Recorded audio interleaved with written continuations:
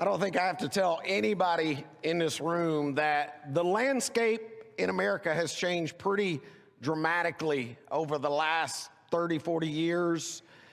You know, where we used to see billboards that would advertise things like family businesses, restaurants. Today, we see billboards that are actually advertising atheism. In fact, if I can get my PowerPoint connected here, let's see if that works. Maybe. We see buses rolling by talking about the fact that there is no God, so stop worrying. They say instead, just enjoy your life. Entire campaigns have basically been given to promote the idea that there is no God and that all religions are fairy tales. Now, I want you to think for just a moment, this isn't something that's happened overnight. In fact, you look back 57 years ago, Time magazine asking the question, is God dead? You fast forward to 2009, Newsweek cover story talking about the decline and fall of Christian America. And just a couple of short years ago, atheist Richard Dawkins, he made the claim, he said, God is dead and it's science that killed him. Now, I want to make sure you understand, Richard Dawkins is by no means the first to utter those words. In fact, you go back to 1882, German philosopher Friedrich Nietzsche, he made that same claim that God is dead. I want to give you an update this morning. Friedrich Nietzsche is dead. God is not. This, though, is the current climate that our young people are growing up in. And just to kind of give you a taste of where we are today, this is the March 2006 issue of Discover magazine, where they are basically poking fun at anybody who would suggest that there's an intelligent designer. Because they realize if there is design, by definition, that means there has to be a designer. And so here's what they claim. They say, now there's news for intelligent designers and the rest of us to ponder. We humans and all life on earth may have well evolved from the most unintelligent entities one can imagine. Genetic shards that do nothing but copy themselves. We are nobody's great idea. We are the fortunate mistakes of countless biochemical morons. They say that's evolution. Tumbling, but somehow comforting. Now, I don't know about you this morning, I don't find that very comforting. But when you stop and really think about it, when you really boil it all down, there's only two options. Either you are here right now because random atoms collided together millions or billions of years ago, or there really is a creator. You're either the fortunate mistake of countless biochemical morons, or you were created in the image and likeness of God. Now, if I were to ask you, what is the only legal theory that's being allowed in our public school textbooks today? Which one of those two? And you don't have to answer, because I brought a couple of examples for you. For instance, this is a Harcourt Brace textbook that says humans probably evolved from bacteria that lived more than 4 billion years ago. Or how about this one? You're an animal and you share common heritage with earthworms. Or this Prentice Hall book that's used extensively here in Texas says we know, for example, that humans evolved from common ancestors we share with other living primates such as chimpanzees and apes. You see, over and over, our kids are being indoctrinated with one particular worldview. In fact, Take a look at this. This is a biology book put out by Arms and Camp. Notice what I highlighted here. It says, by the 7th month, the fetus looks from the outside like a tiny normal baby. But it's not. And folks, the first question I would ask is, why in the world are we telling our high school students that a 7-month-old in the womb is not a human child? Because by 7 months, in most places, that's viable. But what I want you to do, I want you to look at the picture that's associated with this particular statement. But I call this the marketing of evil right here. Any lady in this room that's ever given birth, they'll tell you that's not a 7-month-old, is it? Because by 7 months in the womb, that child's doing like aerobics. And yet, if they can get our kids to associate that picture with that statement, number one, it devalues life. Number two, it makes abortion a whole lot more palatable. Here's what I'm seeing. Moms and dads, listen up for just a second. I'm seeing a lot of young people raised in the church for 18 years. They are here Sunday morning, most Wednesday nights, Sunday nights. They run off to college, and within 1 to 1.5 years, they are gone. And please understand, it's not that there's a professor standing up before them saying, Jesus isn't real. Now, they're not aiming directly at the cross. What they're doing is they're taking out the foundation on which that cross rests. Because if they can get our kids to compromise Genesis, the rest will follow. This weekend, we're going to talk a little bit about what is the truth. And I want to start basically where evolutionists start. If I were to ask you, what do you think is your child's very first introduction into the world of evolution?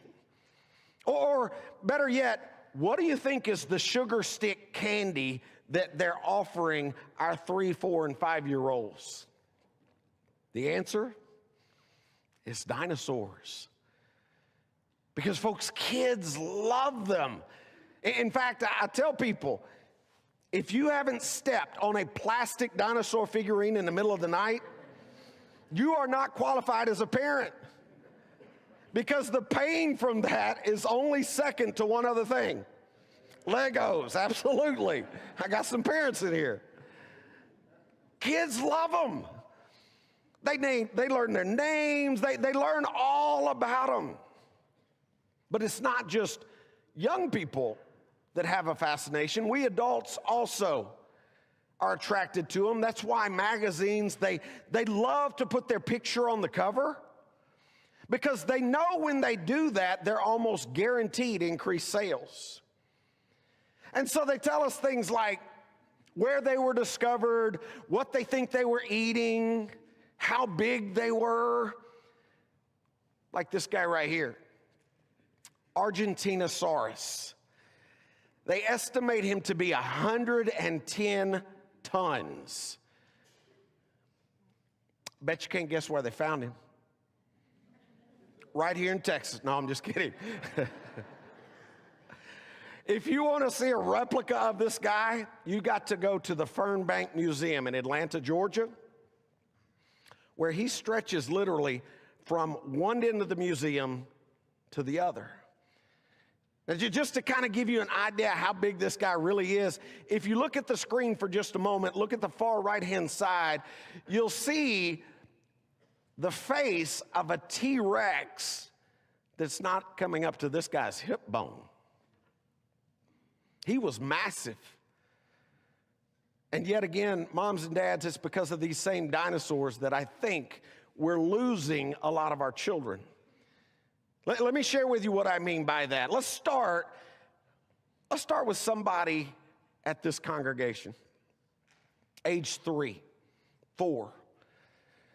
What do? They start filling up the house with all kinds of dinosaur paraphernalia. You've got dinosaur games, figurines, all kinds of dinosaur stuff. They hit about age 4. It is February. It is a chilly morning. Mom, she's over there stirring up some instant oatmeal. The child is looking at the package, learning about evolution. They hit age 5. Now all they want is snacks. So what do? We feed them snacks, and they learn about evolution. They hit about age 7, 8. Finally old enough to take them out to a fine dining establishment, right? So we pack them up, we load them into the car, we take them somewhere like Wendy's. In fact, we don't even go in, we just go through the drive-through. You can tell I have 4 children, right? As they're sitting there eating their chicken nuggets, they're also learning about evolution. Or maybe your child doesn't like Wendy's, maybe they like Arby's instead. And so what are they learning? They're learning about evolution. They get a little bit older. Now they're 9, 10 years old. They start taking field trips. Field trips to museums in Austin or Dallas or Houston, where they're learning about these vast old ages, the Triassic period, the Jurassic period. Or maybe they go to the Smithsonian in Washington. Or maybe they go to that Fernbank Museum in Atlanta, Georgia. Or maybe they go to the Field Museum in Chicago, where Sue is on display. Now, I want you to just pause for a second, take a look at that particular picture, and ask yourself, how many of the parents of those kids do you think actually thought about what they would be reading on those placards when they signed a permission slip to go on that field trip? Because I took that picture. And I also took a picture of the placards that they're reading. And I promise you, there is no way to harmonize what those kids are reading with this right here. They get a little older. Now they're 10, 11. They start reading chapter books. Now, just as a real quick fun exercise, let me see, how many of you in here are familiar with the Magic School Bus? Okay, we got some older readers in here. That's good. Very popular kids series. Notice this. In this particular book, they've got a picture of a dinosaur chasing a caveman. Look at what the little boy says. This story is make-believe. His friend says there were no dinosaurs in the time of cave people. Or maybe your child likes The Magic Treehouse, another very popular kids series. This time, you don't even have to get into the book. You're still in the introduction. They're telling you dinosaurs lived millions and millions of years ago, and then notice what they slip in. Human beings, of course, had not yet evolved. In fact, right in the middle of that particular book, they got that timeline with dinosaurs living millions and millions of years ago, and finally, men coming in right there at the very end. And what I need to make sure everybody in this room understands is they've been fortifying this in the textbooks from first grade all the way through. Now, just to make sure everybody here understands what the dilemma really is, right now, most of our young people are being told that dinosaurs died out about 65 million years ago. We came along supposedly carrying our clubs about 3 million years ago. And yet, if I were to ask you, is that what this thing teaches? Now, this actually teaches a 6-day creation. And if I were to get a little more specific and say, okay, what day were all land-dwelling creatures created on? The answer? Day 6. All right. What day was man created on? The answer? Day 6. Which means if this is true, and it is, then we had to coexist. Now, I realize right now, to some of you hearing that, You're like, man, that's crazy. Well, please rest assured I'm going to show you some evidence, but I want you to understand the reason why you're sitting there right now thinking that's crazy is because for years and years and years, we've been indoctrinated to think we're separated by millions of years. In fact, National Geographic, 1993, bold statement, no human being has ever seen a live dinosaur. Let's look at some evidence together. If I were going to answer questions about these creatures, the very first question that we got to answer is, were they real? Did they really exist? The answer? Absolutely. Randy mentioned that I was in Jamaica doing mission work last week, and I actually presented some material in a high school, public high school. By the way, you can get away with teaching the Bible in public high schools in Jamaica. Think about that one for a minute. And I mentioned dinosaurs, and some of the kids were saying, no, they weren't real. I said, oh, you don't think so? And so I started showing them evidence of dinosaur footprints, dinosaur bones. We know most definitely they existed, okay? We found their fossilized remains on all 7 continents, Arctic to Antarctic and everywhere in between. In fact, I had a friend fairly recently, he was coming back from Antarctica, and he shared with me, he said, Brad, guess what we found? They just found more dinosaur fossils in Antarctica. On another occasion, I was coming back from Oregon, and I had a preacher friend call me. He said, hey, we need you to come to our church. I thought he meant to speak. He said, no. He said, we got bones. I was like, what are y'all doing? I've heard of passing snakes, but he said, we're building an addition onto our building. He said, we actually dug an elevator shaft. So I went, sure enough, the bottom of that elevator shaft, there were all kinds of bones. We spent quite literally hours and hours digging them out, measuring them, taking pictures. I tell people, if you don't think there's dinosaurs in the church, I got pictures of them, okay? The question is not, did they exist? The real question is when? Was it millions and millions of years ago? Or is it possible they coexisted with man? Now, before I show you that evidence, I need to give you about a 1-minute history lesson that's hopefully going to help you and make some sense a little bit later on. The word dinosaur itself actually came into existence in 1845. So I want you to kind of mentally write that down right up here. 1845, Sir Richard Owen actually coined the term dinosaur. He used 2 Greek words, dinos, sauros, translated by him as fearfully great lizard. And those of you who know your history, you also know it was around that time the great dinosaur wars were going on. 2 guys racing to find as many as they could, naming them. That's really when our fascination with them began. 1845.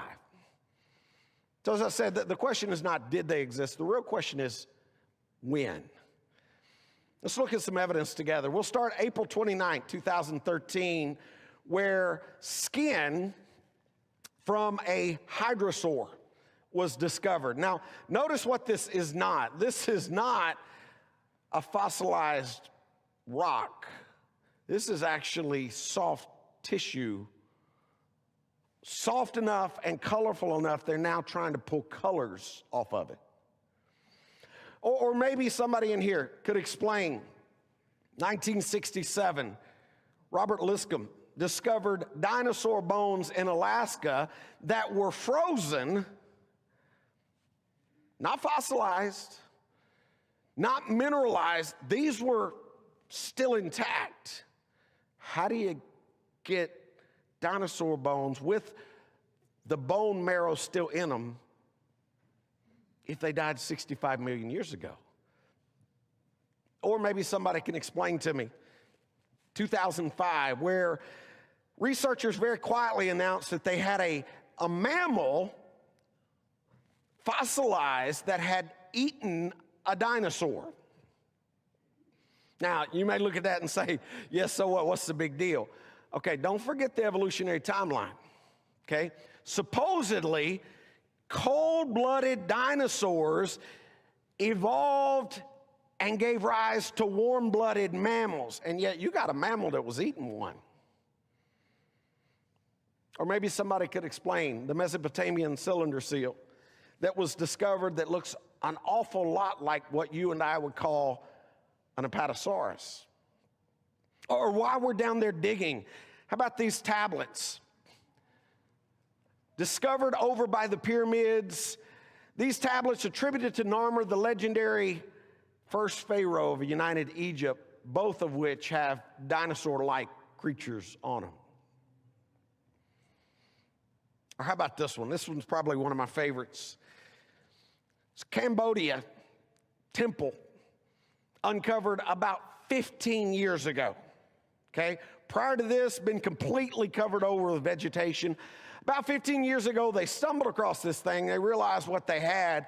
They came in with what you and I would call industrial strength Roundup, killed everything, pulled back the vegetation, realized, wow, this is an amazing temple. Turned it into basically a tourist attraction. When they did that, when they pulled all the vegetation back, they were able to see the intricate carvings all throughout this temple. So for instance, if you look at the screen, the top right, that's actually a monkey. You can kind of see his face, his front legs, his back leg, his tail's kind of going up behind his head. The one on the lower right, some of you actually have mounted in your homes, that would be a deer. You see his antlers, his tail in the up position. But the artist didn't just stop with things like monkey and deer. He also carved things like dinosaurs. Dinosaurs that no matter what continent I'm speaking on, a 10-year-old child can tell me exactly what that is. It's a stegosaurus. Now, I got to share with you this. So my background is in science. I was trained, I love firsthand data, right? So I had a friend from Colorado who was going over to Cambodia, and I told him, I said, look, you got to get me firsthand pictures. And these are some of his. But he told me, he said, while he's over there taking this tour, he comes up to one of the columns that's got dinosaurs on it. He's clicking away. He turned to the tour guide. He said, hey, how do you guys explain this? He said the tour guide's exact words were, I know what you're thinking, but we're supposed to tell you it's a porcupine. Yeah, I've seen porcupines before. That ain't a good one. Or what about the Ica stones from Peru? A gentleman by the name of Dr. Javier Cabrera was given one of these stones as a birthday gift from a native farmer there in Peru. He looked on it. He saw these elegant carvings on it. He asked the native, he said, hey, where did you get these? The guy explained, he said, these are burial stones that the ancient Incan Indians would place inside their tombs. Well, Dr. Cabrera decided to collect as many of these as he could. He and his colleagues would open up the ancient Incan tombs. They would collect these burial stones. All told, he found about 11,000 of them, roughly a third of which have very elegant pictures of dinosaurs on them.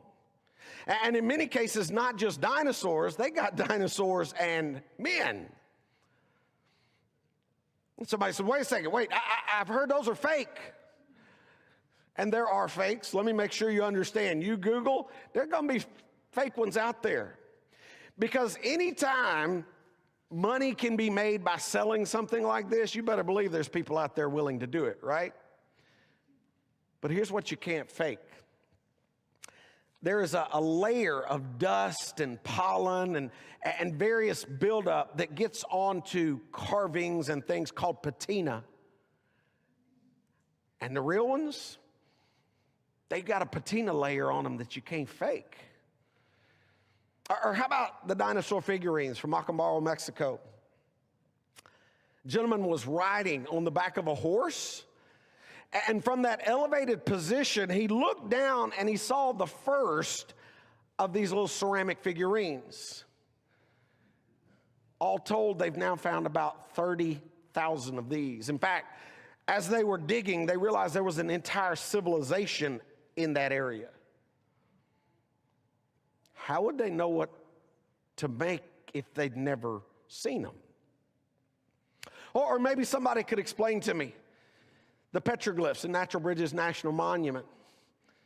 If you go there today, just outside of Blanding, Utah, there are 3 of these natural sandstone bridges, one of which is called Kachina. And it's actually on that particular sandstone bridge that the Anasazi Indians, they carved all kinds of things. You can go there today, you can see things like bighorn sheep, and you can see things like dinosaurs. Or maybe somebody could explain to me this textile that's in the Museum of Peru, identified as a dinosaur. Or let's say we do this. We get on a plane, we fly over to England, to the UK. We go up north through the Lake District, beautiful area.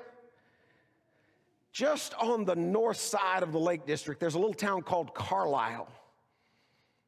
This cathedral sits right in the middle of it.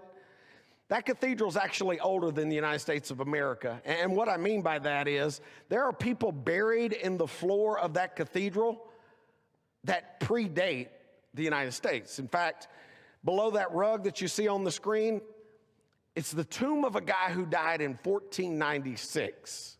His name is Richard Bell. Now, do you remember when I told you the word dinosaur was actually coined? 1845. By the way, he's not the oldest guy buried in the floor. 1845, we came up with the word dinosaur. About 350 years earlier, this guy dies. Now, that rug has been put there to actually kind of protect the tomb because feet traffic were starting to wear it down. But if you go there today and have them roll it up, or if you have 4 small children that'll pull it back for you that don't know any better, and you get down on your hands and your knees, you can start identifying things like dogs and fish and dinosaurs. 350 years before the word even came into existence. Folks, do you realize we got lots of evidence?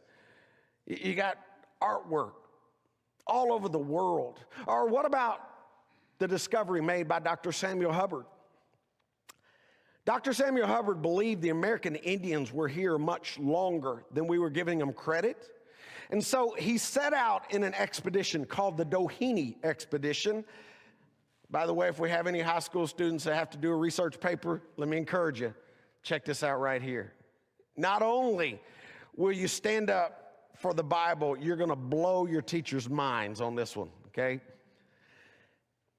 He sets out looking for things like their pottery, their clothing, anything that he can find. He goes down into the Grand Canyon, off some of the side canyons, ended up going down the Havasupai Canyon. And he found their pottery, he found their clothing, but he also stumbled across some of their cave art.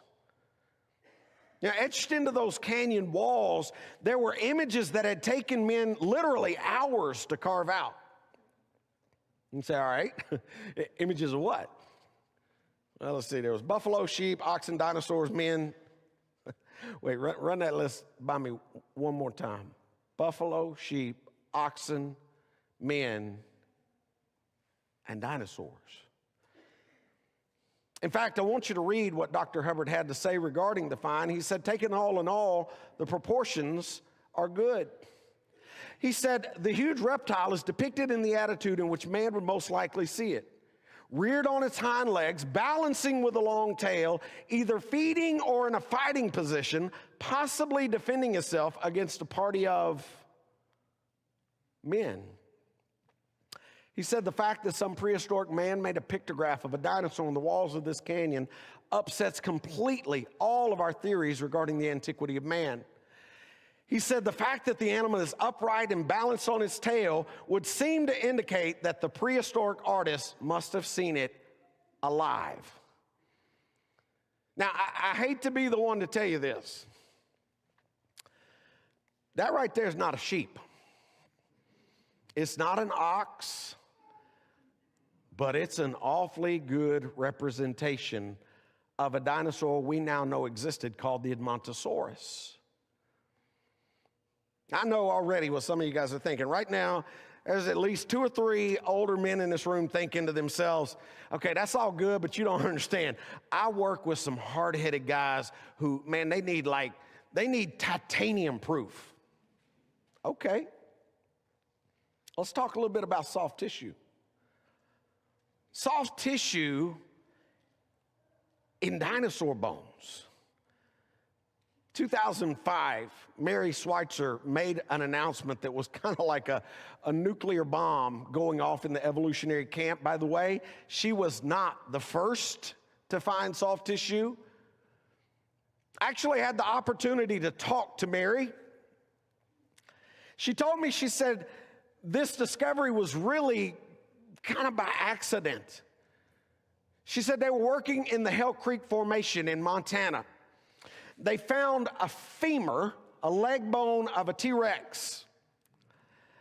She said we wanted to get it back to the lab, so we prepped it. We basically put it into a plaster Paris cast. She said they rented a helicopter. Helicopter came, landed on site. She said that's when we realized our mistake. She said that block of material was too big. It wouldn't fit on a helicopter. And she said, if you think renting a cab in New York City is expensive, try renting a helicopter in Montana. She said, we realized we were going to have to do something really quick. So we decided to cut it right down the middle.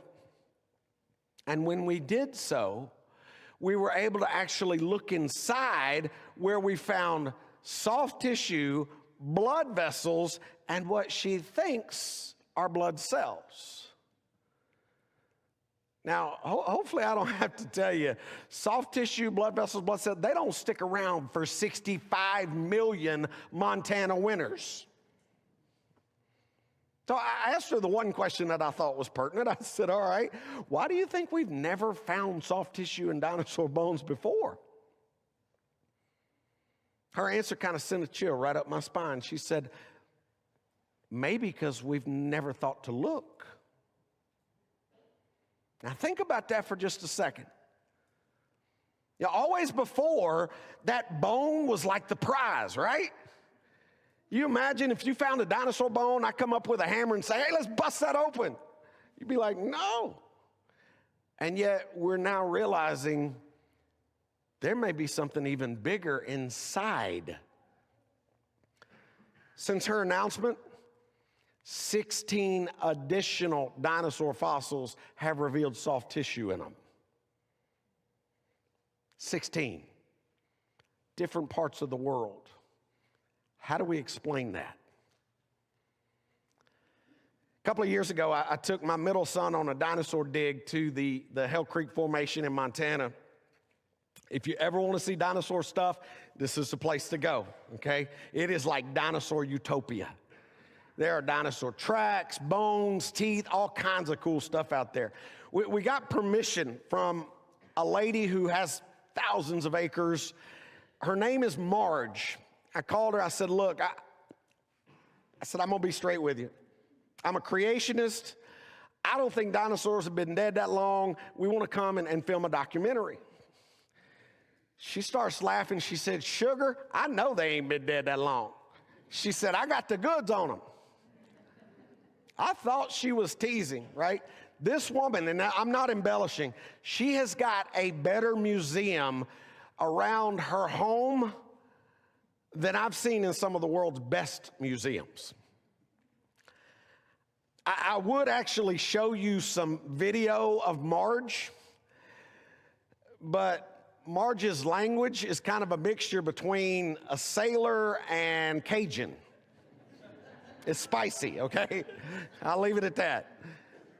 While we were there, she showed us how to identify dinosaur bones. She was showing my little kids, she was showing them, look, here's how you can discover like impressions and teeth. It was pretty phenomenal. So we're out there, we're filming, we're collecting, we're digging. On one particular occasion, we had a couple of Suburbans rented. We're taking a film crew down through her ranch. She points over to a ridge, and she said, you see that right there? She said, that's where Mark found his Triceratops horn. Now, I know God is amazing, okay? But I'm sitting there in this car thinking, there is no way this woman is talking about the Mark that I'm thinking about right now. I turned and I looked at her and I said, you're not talking about Mark Armitage, are you? She said, yeah, right over there. That's where he found his Triceratops horn. Now, I knew exactly who she was talking about. I knew exactly what she was talking about because I'd been keeping track of this guy. He's a microscopist in California, 20 years in a university. He found a Triceratops horn with soft tissue in it, got it peer-reviewed, published in a journal. The day that it came out online, the university fired him. He never mentioned God, never mentioned creation. He simply reported what they found. In fact, another professor in his department walked into his lab that day and said, we will not have your religion in our department. So I asked Marge, I said, can we go over there? And she's like, oh, yeah. So sure enough, we cut off across this field. We could see perfectly where they had lifted this Triceratops horn from. We're filming, we're having a blast. And it's about that time that Marge whips out some gallon-size Ziploc bags, and she hands them to us, and she said, hey, look, anything you find you want to take home with you, just take it home. Which, if you know anything at all about archaeology, that's a big deal. Because usually you don't get to keep nothing, okay? It either stays with the landowner or goes to a museum. So we're like stuffing, and about this time, so I have 4 kids, right? 3 scruffy boys and a princess named Claire. For whatever reason, my daughter Claire wrapped Marge around her finger. Marge loved her. I watched her go over to the back of one of the Suburbans. You remember those old plastic ice cream tubs? She grabbed one of those. It was packed full of dinosaur bones, teeth, skin impression, fossils of all kinds and varieties, hands it to my daughter and says, here, sugar, you just take this home with you. To which I was like, give that to Daddy. About that time, Marge looks over at me, she goes, well, Brad, you know I got Mark's cell number, don't you? Which I'm going to go ahead and admit to you guys, I was kind of, at that point, I was kind of like a teenage girl at a Justin Bieber concert. I was like, she said, you ought to call him. So I did.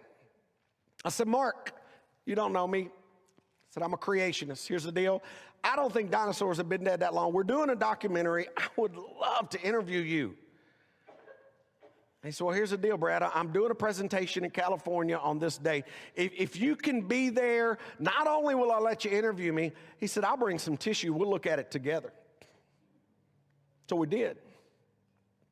In fact, that is his real email address. He told me, he said, anytime you talk about me, go ahead and give him my email address because I want people to check this and verify it. He's got tissue soft enough that if you were to take 2 pair of tweezers, and it's spongy. He's got cells so well preserved, he's got 2 labs offering to culture them. Now, let me just make sure you understand what that means. That means they think they can make them grow. Folks, if you're culturing those, that thing ain't been dead millions and millions of years. They've got nerve tissue, and just last year, oh, by the way, they found a blood clot in a dinosaur fossil. So, do I think they've been dead millions and millions of years ago? No. In fact, if I had unlimited time today, I could just stand up here and click away and show you slide after slide after slide. I am going to focus on one more before I move on. Take a look at this one. That's a three-toed dinosaur track, but I want you to notice what's in the front part of it. That would be a five-toed human footprint that's been verified, by the way, by a spiral CT scan. How do you get a five-toed human track in the same striatal layer as a three-toed dinosaur if we've been separated by 65 million years? You can't. So somebody says, all right, Brad, you're going to stand up there and tell us God created man and dinosaurs on the same day? Yep. Then why aren't they mentioned in the Bible? It's not a fair question. And the reason I say it's not a fair question is because you remember when I told you the word dinosaur was actually coined? 1845. When was your Bible translated into English? Well, let's see, the King James Version, 1611. And it wasn't the first English, by the way. So follow me for just a minute. This book is translated into English in 1611, but the word doesn't come along until 1845. A better question will be, is there compelling evidence of dinosaur-like creatures in this book? Now, that's a fair question. And to that, I would say, turn with me to the book of Job. Now, I don't know if Eric gives homework. I'm going to give y'all some homework. You can also find these creatures in the book of Isaiah, in the book of Psalm. I love Job. I love Job because it's so much to learn.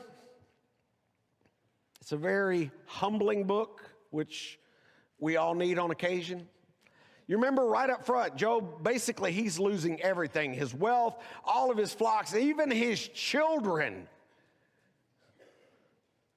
But thankfully, he's got a very supportive wife. Some of y'all have read Job. You remember she just turns to him and she's like, why don't you just curse God and die?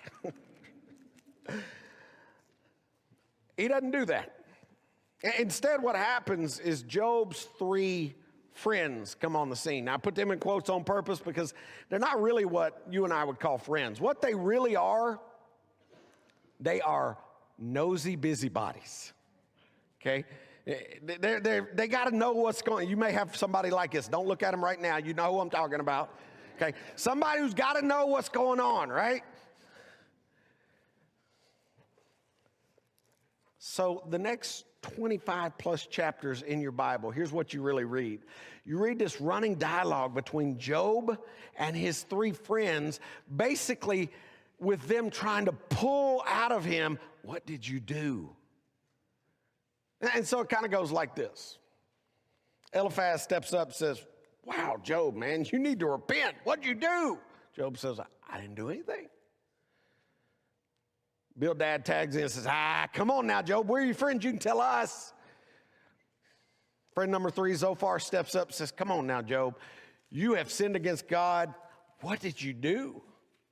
Until finally, in kind of a fit of anger, Job burst out and he requests to speak to God. In fact, if you look in Job chapter 13, verse 22, he basically says it this way. He says, you call and I will answer, you let me speak, or you respond to me. Basically telling God, you can go first or I'll go first. It doesn't matter. Well, in Job chapter 38, we find God's response. God shows up on the scene. And the text says, the Lord answered Job out of the whirlwind and said, who is this who darkens counsel by words without knowledge? Now prepare yourself like a man. I will question you, and you will answer me. God's saying, you wanted to talk, big boy? We're going to talk. But I'm going to be the one doing all the talking.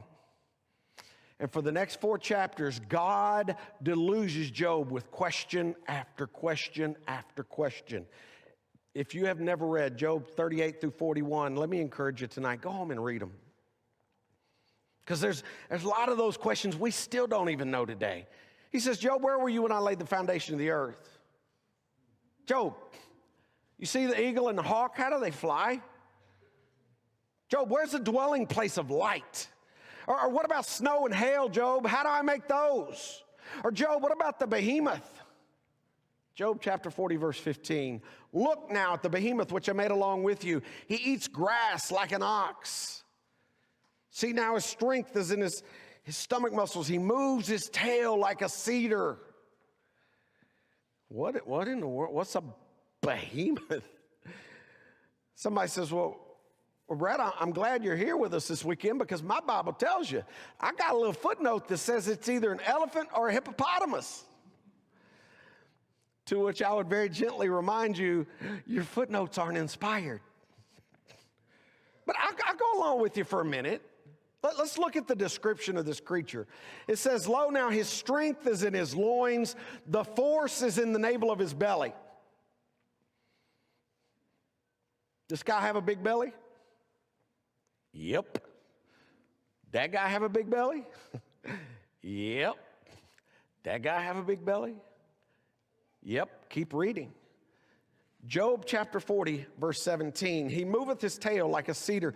The sinews of his stones are wrapped together. Now, when it's talking about cedars here, it's going to be talking about some of the largest of trees. In fact, when I'm preaching students, I always tell them, envision in your mind going to the northwest sector of this country where the redwoods, the sequoias are, the ones you can't get your hands around. And you say, how do you know that, Brad? Well, if you do a little word study in the Bible on cedars, you remember it was the cedars of Lebanon that were used to build the temple? These were massive trees. And yet God is describing this creature. He says, he moves his tail like a cedar. So here's a question. That look like a cedar? Not exactly. How about that one? That's getting a whole lot closer, isn't it? And somebody says, Brad, you got a small problem, though. Because Job is a post-flood book. Meaning, while it was one of the earliest books written, the events of Job actually happened after the flood. Now, you're going to tell us God created man and dinosaurs on day 6. Yep. And yet we're reading about this behemoth, Job chapter 40, the Leviathan in Job chapter 41, and that's in the book of Job, which wouldn't that mean, yep, they had to be on that boat. Now, before you buy me one of those nice white coats that ties in the back and put me in a padded room, give me just a minute to explain some things. I'll go ahead and tell you guys right up front, I love the flood. I could stand up here, and this is not an embellishment. If my wife were sitting right here, she'd be like, he could. I could talk for 3 hours nonstop, as long as I have a bottle of water. I love teaching on the flood so much because there's so much good stuff. I'm not going to go 3 hours. Y'all are like, seriously? I am going to ask you a couple of questions, though, okay? Number one, who created all the animals? God did. Don't you think he knows how big a boat he needs for the animals he created? Yeah. Number two, did Noah have to take adult animals on the boat? Could he have taken juveniles? Well, let's think about it. What was the purpose of the animals when they got off the boat? Oh, it was to replenish the earth, right? So does it make sense to everybody in this room you'd want to have animals that have a long reproductive life ahead of them? Yeah. I don't mean this as any disrespect. I don't think there was any animals on that boat holding an AARP card. You ever seen what a dinosaur comes from? An egg, right? Largest dinosaur egg we've ever discovered would fit very cleanly in both of my hands. So is it possible God allowed Noah to... Third thing I want you to think about. Look at Genesis chapter 1, verses 29 and 30, where we learn all of the animals,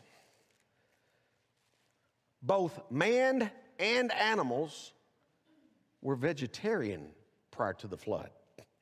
God said, "See, I've given you every herb that yields seed, which is on the face of the earth, every tree whose fruit yields seed, to you it shall be for food. Also, to every beast of the earth, to every bird of the air, to everything that creeps on the earth in which there is life, I've given every green herb for food," and it was so.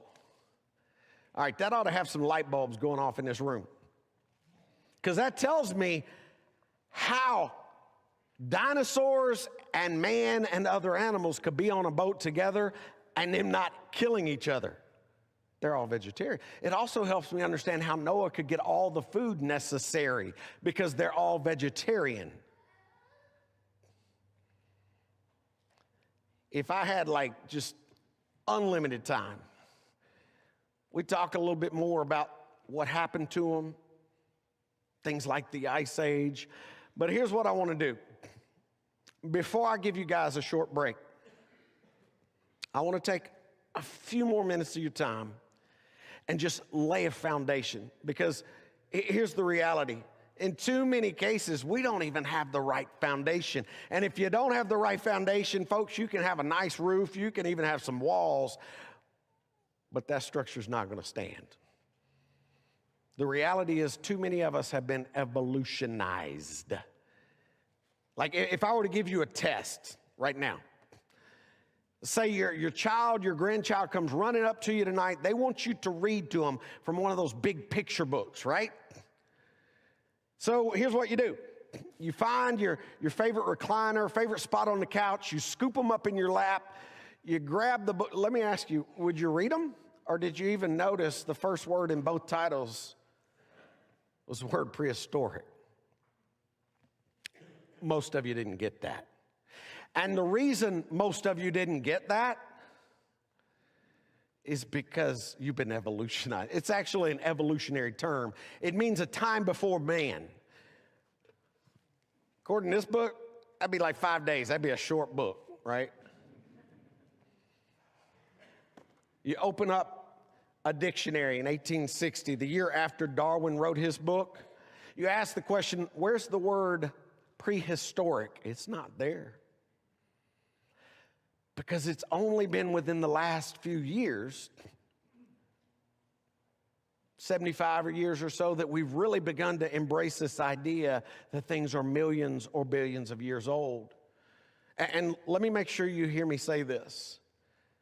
Today, in most of our universities, even some of our Christian universities, they're using what I call the intellectually elite argument.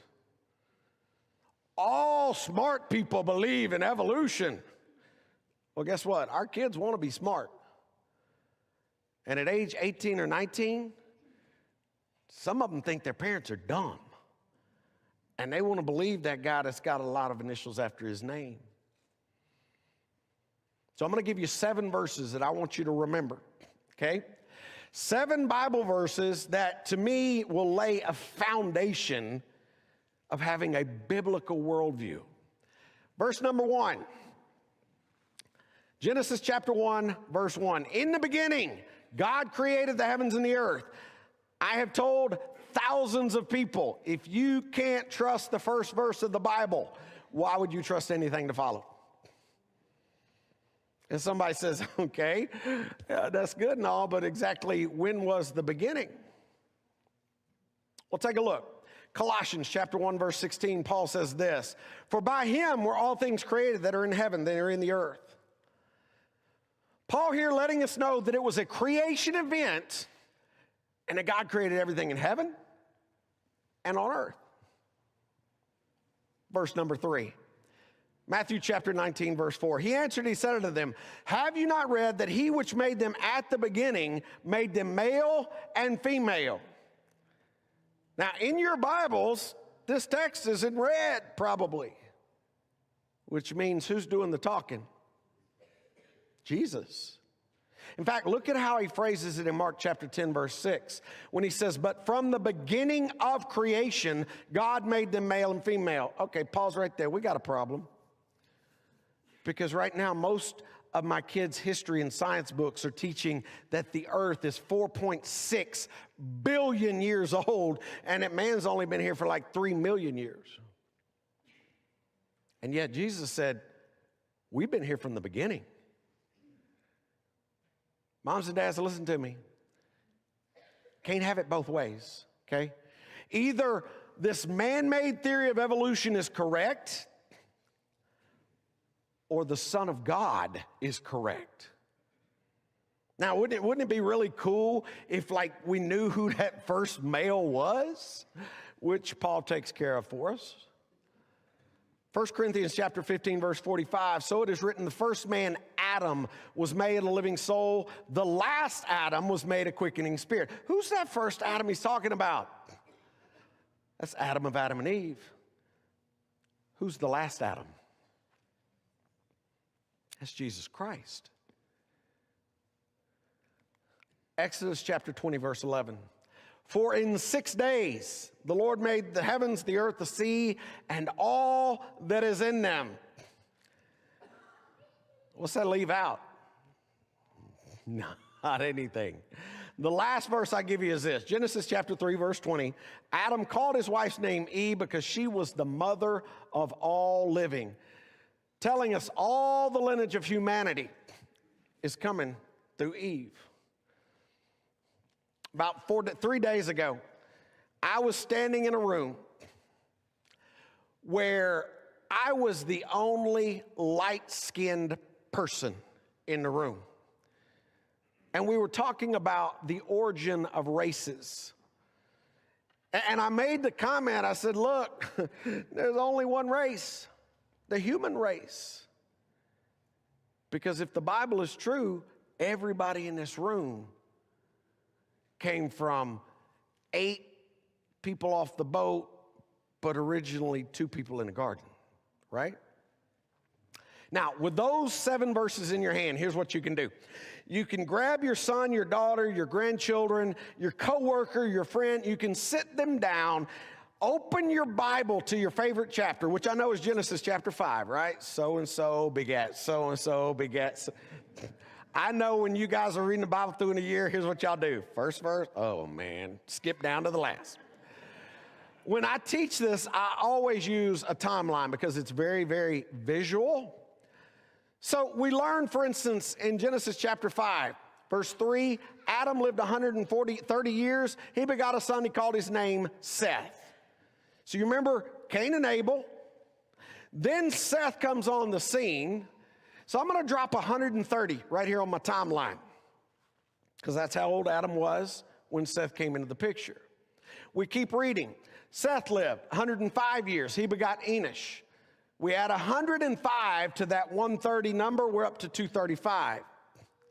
And we keep reading. Enosh lived 90 years. He begat Canaan. We add 90 to that. We're now up to 325. Suddenly what you realize is you can actually build a timeline that is helping you understand the age of the earth. You say, whoa, time out. Hold up, Brad. How'd you make that little jump? Because in the beginning, God created the heavens and the earth. It was a creation event. There were males and females here from the beginning. First male's name? I'm just giving you his lineage. And you say, wait, Brad, man, there's like gaps, there's holes in the genealogies. To which I would say, all right, open up your Bible with me to the New Testament book of Jude. I always like to tell people, turn to Jude chapter 3 and just watch you for a minute. There is only one chapter in Jude. Take a look at verse 14. The text says, "Now Enoch, the seventh of Adam, prophesied about these men also, saying, Behold, the Lord comes with 10,000 of his saints." So you have an inspired New Testament writer talking about Enoch being the seventh. So we go back to Genesis 5, or we look up here on my timeline, we start counting down. Lo and behold, there's Enoch. And he's seventh. Which means if I'm going to put gaps or holes in the genealogies, it's got to come after that guy, right? Now let me share something with you that some of you have never thought about. Take a look up on the screen. The vertical line that I just dropped, do you realize everybody to the left of that could have had a face-to-face conversation with Adam? Because they were living as contemporaries. Yeah, here's what that really means. That means Noah's dad, Lamech, could have looked Adam in the eye and said, "What was it like before you got kicked out?" Well, let me show you one I think is even cooler. I'm going to keep the timeline going. Keep your eye on Noah. We'll slide him up to the top of the screen. You got Noah, his son Shem. Do you realize everybody to the left of that arrow could have had a face-to-face conversation with Shem about what it was like in a pre-flood world? You're now talking about Abraham and Isaac, who the promise was given to. They could have talked directly to Shem, who could have talked directly to his granddad, Lamech, who could have talked directly to Adam. In fact, I had them build this slide for me because I wanted you to be able to see on a single screen from Adam all the way to Abraham. I realize it's too small. Stuff is really kind of condensed in there. Very quickly, Adam's in the top left corner. First blue line is everybody that would be alive during Adam's lifetime. Fuzzy blue line is the flood. The red line represents the birth of Abraham. So if you look across the top, you'll notice numbers. That's numbers, ages from the beginning of creation. And if you look carefully, you'll notice from Adam to Abraham, it's about 2,000 years. So Adam to Abraham, about 2,000 years. Let's do this. Let's jump over here to Jesus for a minute. Do we have any idea, historically speaking, like how long it's been from Jesus to us today? I should see people doing this. Because we're living in the year 2023 AD, right? AD actually is Latin for in the year of our Lord, which, by the way, your kids are learning CE, Common Era, BCE, before. I don't care if you call it A, B, C, D, E, F, G. Do you realize we date everything by the life of one guy? Yeah. In fact, next time you have a bad week, I want you to think about the fact that when an atheist writes a check, he has to use a calendar dating system that goes by when Jesus walked the earth, okay? Think about that. All right, follow me. Adam, Abraham, 2,000 years. Jesus to us, 2,000 years. If I could bridge the middle, if I could get you from Abraham to Jesus, you would, in essence, have the history of the world. Wouldn't it be cool if this timeline just kept right on going all the way to Jesus? And it does. In fact, the Bible doesn't just give you one genealogy, it gives you two. We are going to pause. We're going to take a short break. I said short, okay? I know some of y'all think you need a lot of sugar, a lot of caffeine. Some of y'all don't need quite as much sugar. We're going to come back in about 10 minutes. We're going to talk a little bit about the consequences of teaching some of this stuff and what's going on in our culture today. I am going to preface it by saying I do have 4 kids, okay? And when I speak, my children are usually sitting in the audience. And so I try to make sure everything I talk on, number 1, is very biblical, but number 2 is also spoken in a tactful, high enough way that it's not going to cause any problems. So if you've got children and you're thinking, I don't know about this next one, please understand I've been where you are, and hopefully it'll be something besides the fact that unfortunately the topic we're going to cover is something most of them are already being indoctrinated with. So let me encourage you, go get caffeined up, use the restrooms. We'll be back in about 10 minutes. Thank you.